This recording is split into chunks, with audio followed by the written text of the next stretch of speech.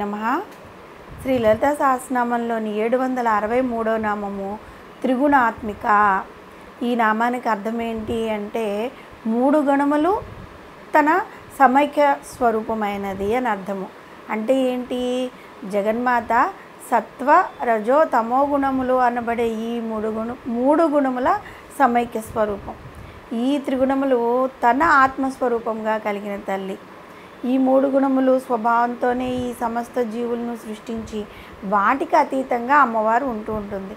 నిజానికి ఈ సమస్త విశ్వంలో ఈ 3 గుణాలు తప్ప వేరే గుణం లేదు. త్రిగుణాత్మిక అయిన ఆది పరాశక్తిని గురించి వివరించుకునే ముందు మనము ఈ త్రిగుణాలైన సత్వ రజో తమో గుణాల గురించి మనం తెలుసుకుందాం.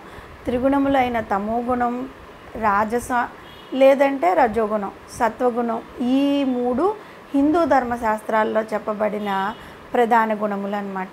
ఈ 3 ప్రధాన గుణముల గురించి శ్రీకృష్ణ పరమాత్మ భగవద్గీతలో 14వ అధ్యాయమైన గుణత్రయ విభాగ యోగంలో అర్జునుడికి వివరిస్తూ, అర్జున, ప్రకృతి నుండి ఉత్పన్నమైన సత్వరజతమో గుణాలు నాశనం లేని జీవాత్మను శరీరమును బంధించాను అని ప్రారంభించారు. ముందుగా సత్వగుణం గురించి తెలుసుకుందాం. త్రిగుణాల్లో సత్వగుణం చాలా నిర్మలమైనదన్నమాట, ప్రకాశకమైనది, వికారరహితమైనది. కానీ అది సుఖ సాంగత్యం వలన, జ్ఞానాభిమానముల వలన మనుజుని బంధిస్తూ ఉంటుంది. ఈ మిగిలిన 2 గుణముల కంటే కూడా సత్వగుణం చాలా పవిత్రమైనది, క్షేమదాయకమైనది కూడా. ఈ గుణంతో చేసిన పనులు ఎప్పుడూ కూడా పవిత్రమైన ఫలితాలను ఇస్తూ ఉంటాయి. సత్వగుణ ప్రధానంగా జీవించి మరణించిన వారు జ్ఞానులు ఉండే పవిత్ర లోకాలకు చేరుకుంటారు.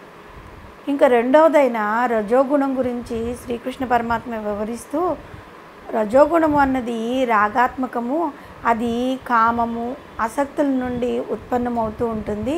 ఈ రజోగుణం వల్ల ప్రాపంచిక భోగాల మీద ఆసక్తి ఎక్కువగా ఉంటుంది. కోరికని, ఆసక్తిని కలుగజేసే కర్మఫలాలతో జీవుని బంధిస్తుంది. రజోగుణం అభివృద్ధి చెందినప్పుడు లోభం, ప్రాపంచిక విషయాల మీద ఆసక్తి, అశాంతి కలుగుతాయి.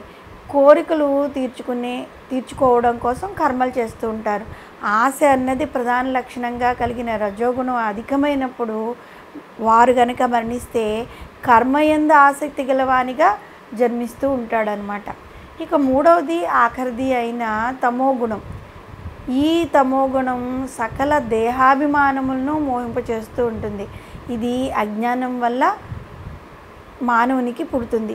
ఈ గుణము జీవాత్మను చాలా ప్రమాద, అలసత్వ, నిద్రాదులతో బంధిస్తూ ఉంటుంది. ఈ గుణం వల్ల సమస్త జీవరాశులు నిర్లక్ష్యము, సోమర్తనంతో భ్రమకు గురవుతూ ఉంటారు. అజ్ఞానం, జడత్వం, నిర్లక్ష్యము, మోహము, ఇవన్నీ ఈ గుణం యొక్క ప్రధాన లక్షణాలు. తమోగుణ ప్రభావంతో మరణించిన వారు జంతువుల జీవరాశుల్లో పుడతారన్నమాట. ఆ జీవి ఈ తమోగుణంతో ఈ జీవితాన్ని గడిపినప్పుడు మళ్ళీ తిరిగి వారికి వచ్చే జన్మ ఒక పురుగుగానో ఏదో ఒక జంతువుగానో పుడుతూ ఉంటారు. సత్వరజ తమో గుణాలు అనే ఈ 3 గుణాల్లోనే జగన్మాత జీవులందరినీ సృష్టించింది. ఈ 3 గుణాల స్వభావం తెలుసుకున్నాం కదా.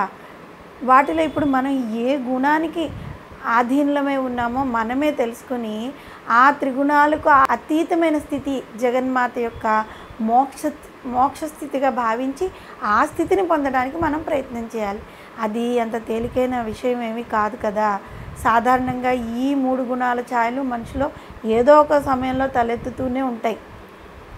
మనము గనక ప్రతిరోజు అమ్మవారి అనుగ్రహం కోసం ప్రార్థిస్తూ నెమ్మదిగా మనలో ఉన్న తమో గుణాలను, రజోగుణాలను తొలగించుకుని సత్వగుణాల యొక్క ఆవరణలోకి ప్రవేశించగలిగితే జీవుడు ఈ ప్రాపంచిక విషయాల నుంచి క్రమేపీ దూరం అయిపోయి త్రిగుణాత్మిక, త్రిగుణాతీత, మోక్షద్వారక వాట పాటనకరి, కాశీపురాధీశ్వరి అయిన ఆదిపరాశక్తి యొక్క ప్రాంగణంలోకి ప్రవేశించగలుగుతాం. ఒక జన్మలో అంత సాధ్యం కాకపోయినప్పటికీ ఆ తల్లి అనుగ్రహం లభిస్తే కనుక అది తర్వాత కొన్ని జన్మలకైనా సాధ్యమవుతుంది కదా. కాబట్టి మనము త్రిగుణాత్మిక అనే నామంతో అమ్మవారిని పూజించినట్లయితే ముందుగా తమోగుణం, తర్వాత రజోగుణం, సత్వగుణంలోకి వెళ్ళి ఆ తర్వాత నెమ్మదిగా ఆ గుణాన్ని కూడా త్యజించి మోక్ష స్థితిని మనం పొందుతాం. ఇంకా అమ్మవారి ప్రాకారంలోకి వెళ్ళిన తర్వాత ఇంకా ఏ గుణాలు మనలో కూడా ఉండవు. ఏ విధంగానైతే అమ్మవారు ఈ త్రిగుణాలకి అతీతంగా ఉంటారో అదేవిధంగా ఈ మనలో ఉన్న జీవి అమ్మవారిలో కలిసిపోతుంది, మోక్ష స్థితిని పొందుతుంది. శ్రీమాత్రే నమః.